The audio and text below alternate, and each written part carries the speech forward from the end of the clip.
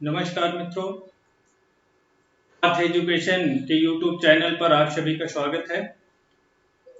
मित्रों, मैं के सिंह, संविधान विशेषज्ञ, आपको संविधान के पहले जो भी मैं वीडियो दे चुका हूं उन्हीं में से अब नेक्स्ट अगला जो क्रम है उसी में मैं आपको संविधान का ऐतिहासिक विकास पढ़ा रहा था।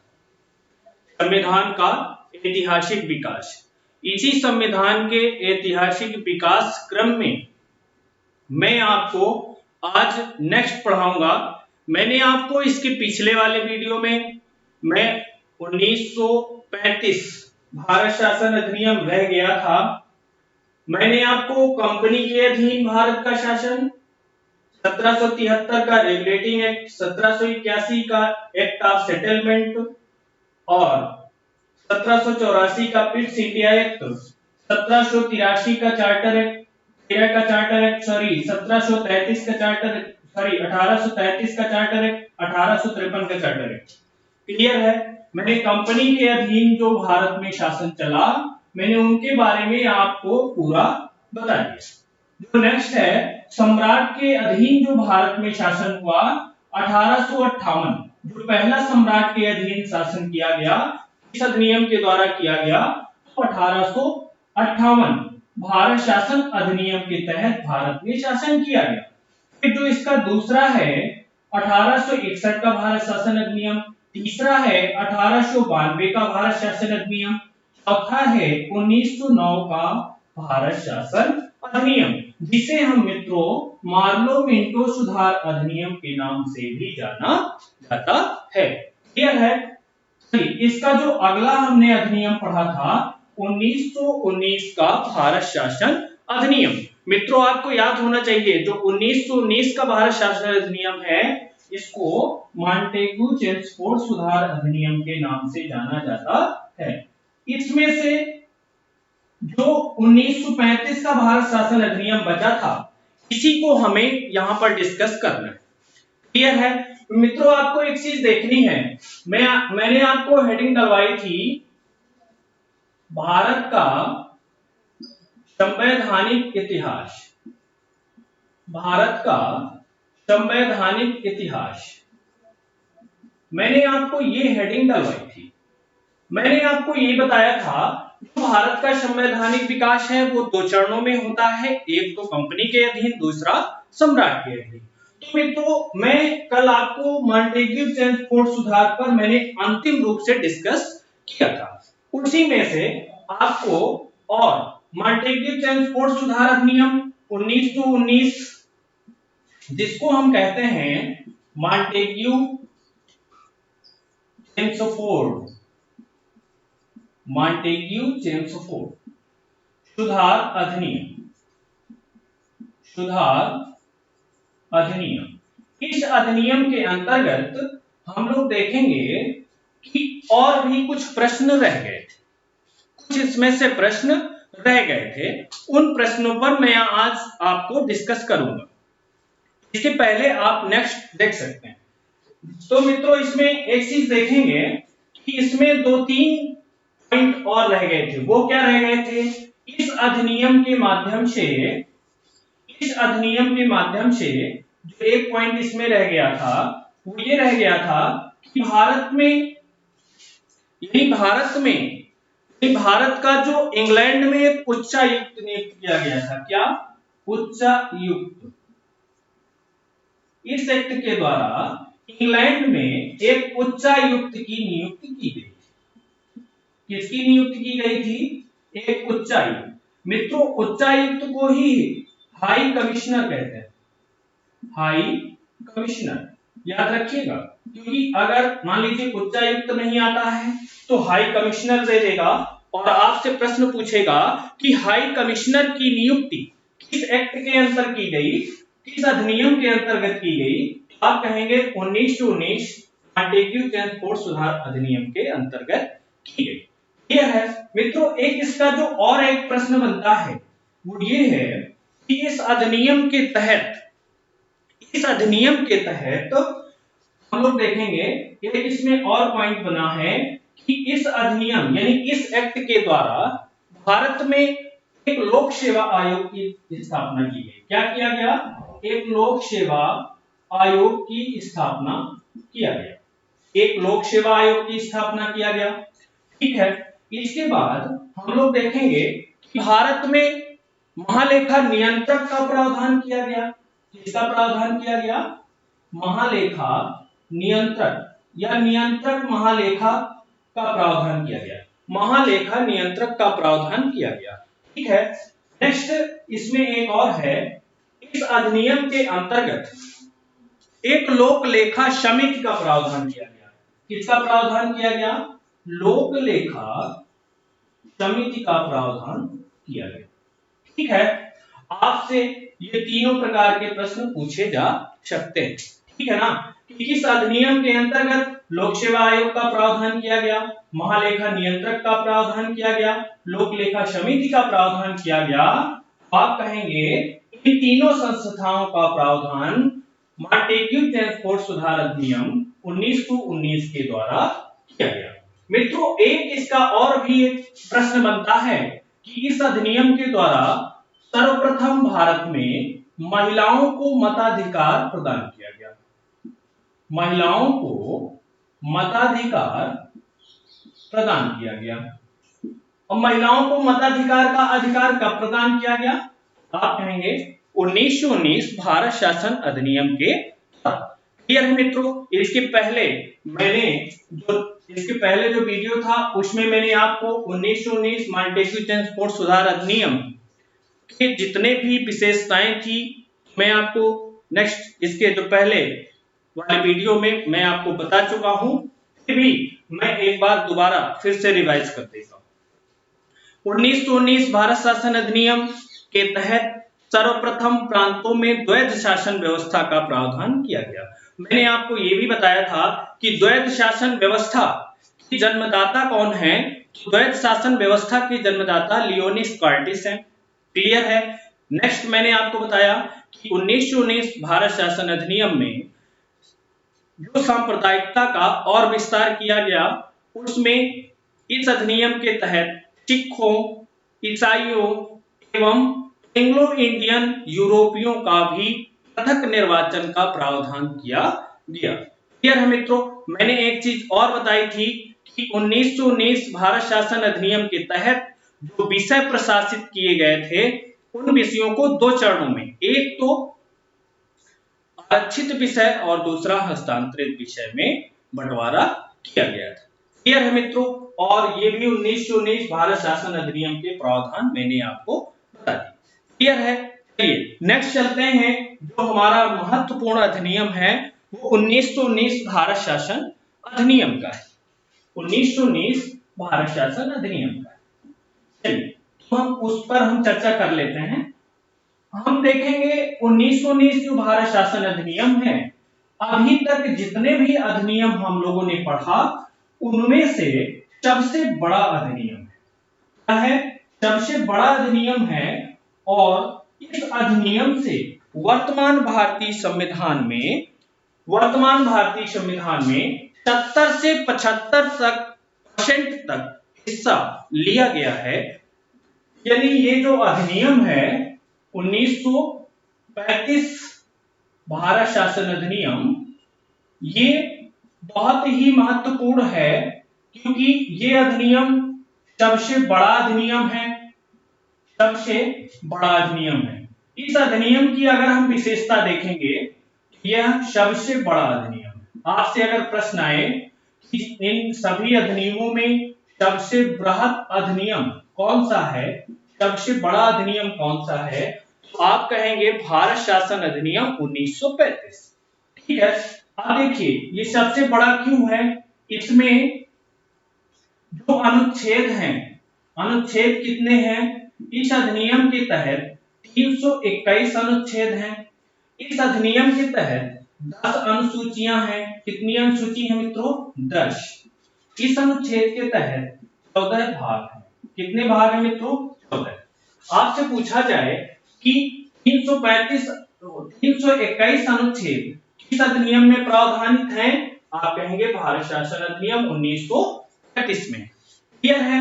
चलिए अब हम आगे देखेंगे, जो इसके 321 अनुच्छेद हैं, इनमें से 200 अनुच्छेद, कितने अनुच्छेद मित्रों? 200 अनुच्छेद वर्तमान भारतीय संविधान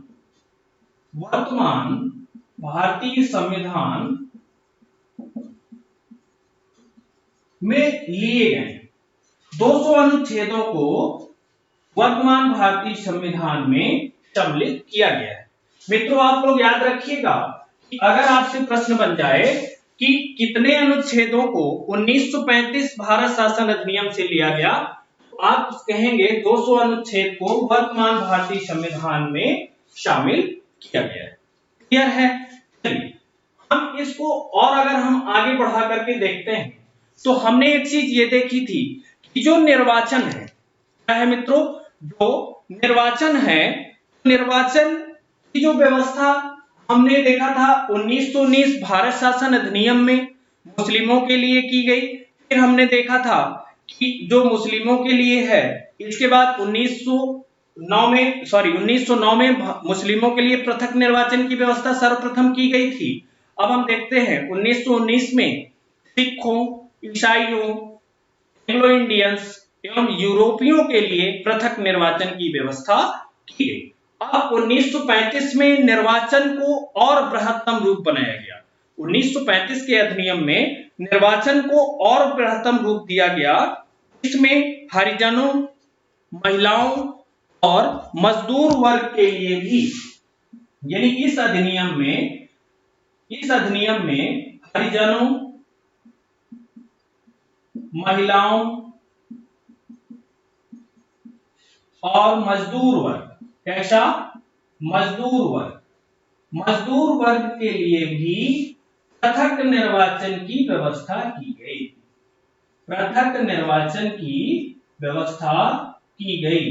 याद रखिएगा मित्रों, आपसे पूछा जाएगा हरिजनों के लिए पृथक निर्वाचन की व्यवस्था किस अधिनियम में की गई, तो आप कहेंगे 1935 भारत शासन अधिनियम के अंतर्गत की गई।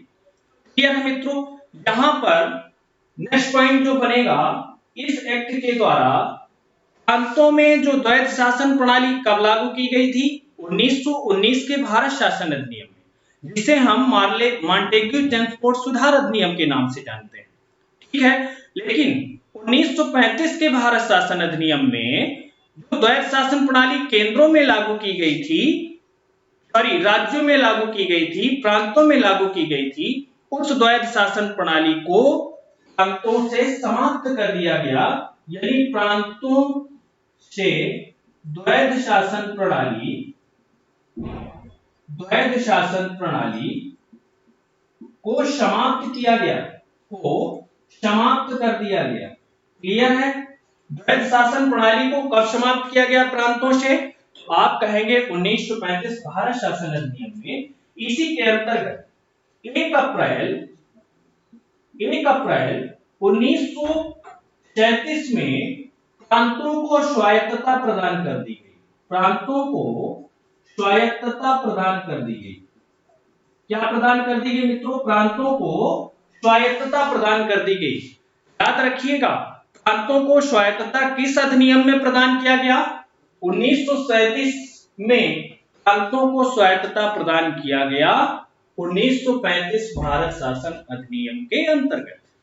क्लियर है? नेक्स्ट हम लोग चलते हैं। जब यहां पर आप लोगों को याद है कि प्रांतों में द्वैध शासन प्रणाली समाप्त कर दिया गया, तो मित्रों केंद्र में द्वैध शासन प्रणाली लगाई गई। कहां पर? केंद्र में द्वैध शासन प्रणाली का प्रारंभ हुआ। केंद्र में द्वैध शासन प्रणाली का प्रारंभ हुआ। क्लियर है मित्रों? अब यहां से हम लोग देखेंगे कि केंद्र में द्वैध शासन प्रणाली का प्रारंभ हो गया। प्रांतों की द्वैध शासन प्रणाली को समाप्त करके केंद्र में द्वैध शासन प्रणाली का प्रारंभ कर दिया गया। ठीक है, नेक्स्ट मित्रों इसके आगे के पॉइंट हम और देखेंगे। इसको हम मिटा देते हैं, आगे के पॉइंट हम और देखेंगे। चलिए देखिए 1935 भारत शासन अधिनियम में जब केंद्र में द्वैध शासन प्रणाली को लागू कर दिया गया, तो अब केंद्र के जो प्रशासित विषय हैं उनको दो भागों में बांट दिया गया। एक तो आरक्षित विषय और दूसरा हस्तांतरित विषय। दूसरा क्या कर दिया गया मित्रों? हस्तांतरित विषय में बांट दिया गया। आप लोगों को याद है कि केंद्र में द्वैध शासन प्रणाली लागू कर दी गई, प्रांतों से द्वैध शासन प्रणाली को समाप्त कर दिया गया। मित्रों एक चीज है, यहां पर आते आते हम लोग देखेंगे कि यहां तक आते आते प्रांतों में कितने प्रांतों को द्विसदनात्मक बनाया गया, कितने प्रांतों को द्विसदनात्मक बनाया गया, तो हम लोग देखेंगे कितने प्रांतों को द्विसदनात्मक बनाया गया। तो हम लोग यहां पर देख लेंगे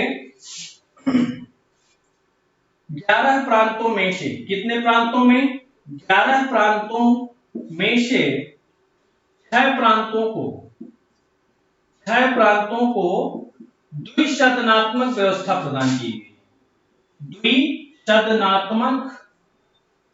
द्विसदनात्मक व्यवस्था प्रदान की गई। मित्रों याद रखना, इससे ये हूबहू ये प्रश्न आया हुआ है कि 1935 भारत शासन अधिनियम के अंतर्गत कितने प्रांतों को द्वैध शासन यानी द्विसदनात्मक व्यवस्था प्रदान की गई।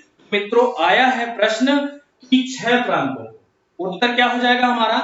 आंसर क्या हो जाएगा? 6 प्रांतों को, यानी 6 प्रांतों में द्विसदनीय व्यवस्था, द्विसदनात्मक व्यवस्था लागू की गई। अब वो प्रांत कौन कौन से थे आपको याद रखना है। वो प्रांत थे बंगाल,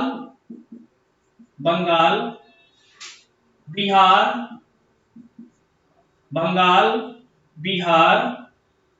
मद्रास, बंबई, नेक्स्ट है संयुक्त प्रांत और एक है असम। एक क्या है मित्रों? असम। कितने प्रांत हो गए? 6 प्रांत हो गए। क्लियर है ना? इन प्रांतों में द्विसदनात्मक व्यवस्था का प्रारंभ किया गया। आपसे एग्जाम में पूछा जा सकता है कि कितने प्रांतों में, यह प्रश्न हूबहू आया हुआ है मित्रों आपके एग्जाम में, याद रखिएगा।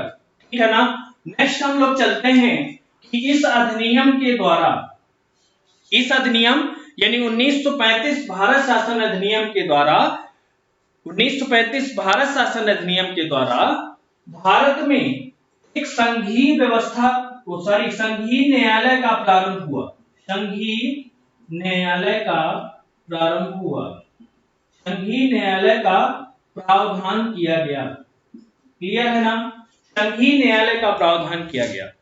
मित्रों इसमें संघीय न्यायालय का प्रावधान किया गया, इसके पहले मैं आपको बता चुका हूं कि सर्वप्रथम भारत में सुप्रीम कोर्ट की स्थापना कहां हुई। मैंने आपको पढ़ाया है, आप कहेंगे 1773 रेगुलेटिंग एक्ट के द्वारा कलकत्ता में की गई। किस सन में की गई? 1774 में की गई। कितने सदस्य थे? उस सुप्रीम कोर्ट में 4 सदस्य थे। मैंने ये भी लिखाया है कि उसके मुख्य न्यायाधीश कौन थे। मित्रों वो भी आपको करना है, उसके मुख्य न्यायाधीश कौन थे? आप लोग कहेंगे लियोनिन, उसके मुख्य न्यायाधीश सर एलिजा इम्पे। क्लियर है ना? तो ये जो संघीय न्यायालय है 8 सदस्यीय है। कितने? 8 सदस्यीय है मित्रों। 8 सदस्यीय का मतलब एक मुख्य न्यायाधीश और 7 अन्य न्यायाधीश का प्रावधान किया गया है। मित्रों एक चीज इसमें से याद रखिए कि इसी में से आपसे एक प्रश्न ये भी बन सकता है कि इसके मुख्य न्यायाधीश कौन हैं। इसके मुख्य न्यायाधीश सर मॉरिस गोयर हैं। इसके जो मुख्य न्यायाधीश हैं तो सर मॉरिस गोयर हैं। सर मॉरिस गोयर हैं। ये कौन है? ये इस संघीय न्यायालय के चीफ जस्टिस हैं। चीफ जस्टिस का मतलब मुख्य न्यायाधीश है। क्लियर है मित्रों? चलिए हम नेक्स्ट पॉइंट में चलते हैं। 1935 भारत शासन अधिनियम में नेक्स्ट विशेषता है, जो इसकी ये विशेषता है कि यहीं पर जो नेक्स्ट इसका प्रावधान किया गया है वो ये किया गया है कि बर्मा को भारत से अलग कर दिया गया। क्या है मित्रों? बर्मा को भारत से अलग कर दिया गया। यहीं पर आप लोग देख लेंगे, बर्मा को भारत से अलग कर दिया गया। बर्मा को भारत से क्या किया गया? अलग कर दिया गया। मित्रों याद रखिएगा, बर्मा को भारत से पृथक कर दिया गया। क्लियर है ना? फिर जो एक हमारा नेक्स्ट पॉइंट है, इस अधिनियम के द्वारा आप लोग एक संघ लोक सेवा आयोग का प्रावधान किया गया। संघ लोक सेवा आयोग का प्रावधान किया गया। इस अधिनियम के द्वारा एक संघ लोक सेवा आयोग का प्रावधान किया गया। क्लियर है? इसकी नेक्स्ट विशेषता है, इस एक्ट के द्वारा भारत परिषद का अंत कर दिया गया। भारत परिषद का अंत कर दिया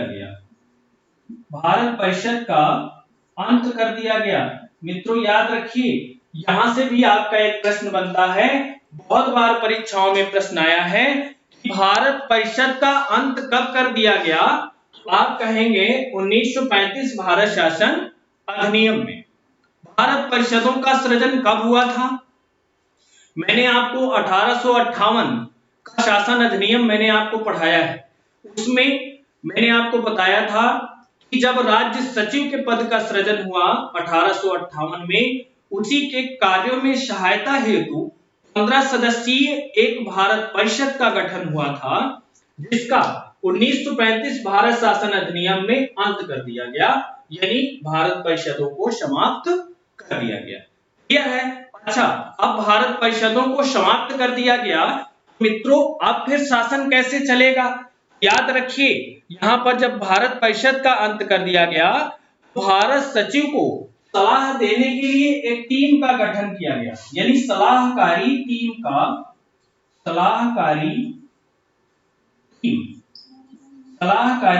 का गठन किया गया, जो भारत के सचिव को सलाह देगी। क्लियर है ना? चलिए, इसका और जो परीक्षा की दृष्टि से बहुत महत्वपूर्ण पॉइंट है, ये है कि आप लोग याद रखिए, यह है कि यहीं पर हम लोग देख लेते हैं, परीक्षा की दृष्टि से जो महत्वपूर्ण है इसमें यह है कि सर्वप्रथम पूरे भारत में निर्वाचन की व्यवस्था, निर्वाचन प्रारंभ किया गया। पूरे भारत में निर्वाचन प्रारंभ किया गया। याद रखिए, पूरे भारत में निर्वाचन का प्रावधान किस अधिनियम में किया गया? तो 1935 भारत शासन अधिनियम में। मित्रों यहां पर इस एक्ट के द्वारा एक और विशेषता को जोड़ा गया। वो विशेषता क्या है? यहां आप लोग याद रखिएगा, वो विशेषता यह है कि देखेंगे कि जो प्रशासित विषय थे, यानी शक्तियों का विभाजन किया गया, और शक्तियों का विभाजन 3 सूचियों में किया गया। मित्रों कितनी सूचियों में? 3 सूचियों में, संघ सूची, राज्य सूची और समवर्ती सूची। मित्रों दिख रहा होगा, ऐसी आशा करता हूं, संघ सूची, राज्य सूची और समवर्ती सूची। तो आप लिखेंगे कि इस एक्ट के द्वारा, यानी 1935 भारत शासन अधिनियम के द्वारा जो विषय थे, यानी शक्तियों का विभाजन किया गया, और शक्तियों का विभाजन 3 सूचियों के अंतर्गत किया गया। एक तो संघ सूची, दूसरा राज्य सूची और तीसरा समवर्ती सूची। तो मित्रों यहाँ पर विषय की हम गणना करेंगे। संघ सूची में कितने विषय रखे गए? 59। राज्य सूची में कितने विषय रखे गए? 54। समवर्ती सूची में 47। समवर्ती सूची में कितने विषय रखे गए मित्रों? तो आप लोग याद रखिएगा, संघ सूची में 59, राज्य सूची में 54 विषय, समवर्ती सूची में 47 विषयों का प्रावधान किया गया। तो आपसे अगर सर्वप्रथम परीक्षाओं में पूछा जाए, सर्वप्रथम जो शक्तियों का विभाजन किया गया केंद्र, राज्य और समवर्ती में, वो किस अधिनियम में किया गया? तो आप कहेंगे 1935 भारत शासन अधिनियम के द्वारा किया गया।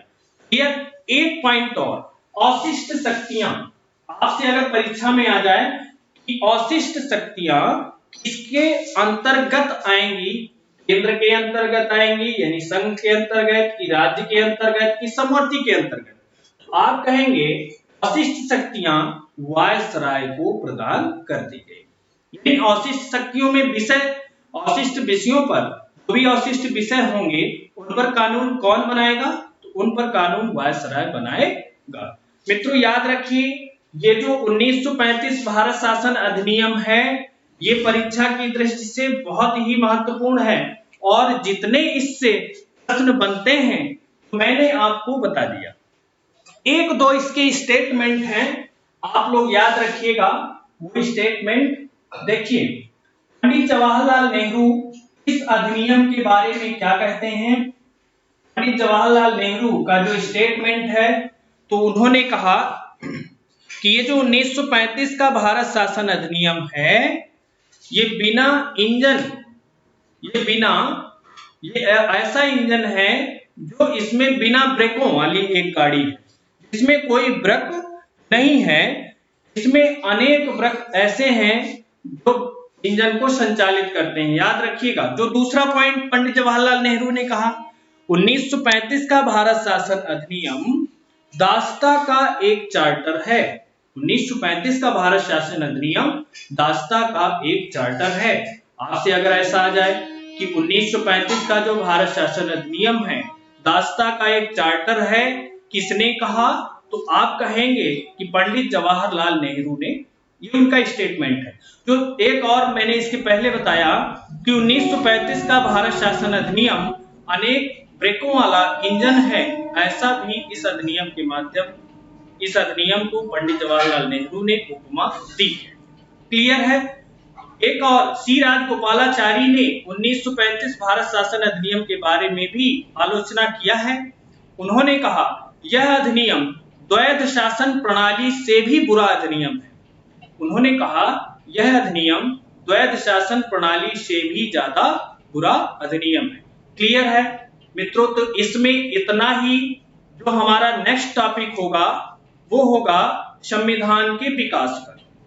मैंने आपको भारत का संवैधानिक इतिहास समझाया, ये 1935 भारत शासन अधिनियम तक जाता है और 1935 भारत शासन अधिनियम तक जितने भी प्रश्न बनते हैं मैंने आपको यहाँ पर डिस्कस करा दिया है। और जो नेक्स्ट हमारा होगा वो अब होगा संविधान का विकास। अब जो भारत के संविधान का विकास क्रम है वो कहां से स्टार्ट होगा, भारतीय संविधान की भूमिका कहां से स्टार्ट होगी, भारत में संविधान बनने की प्रक्रिया कहां से शुरू होगी, वो उस पर हम नेक्स्ट वीडियो में चर्चा करेंगे। चलिए मित्रों, तब तक के लिए नमस्कार, धन्यवाद।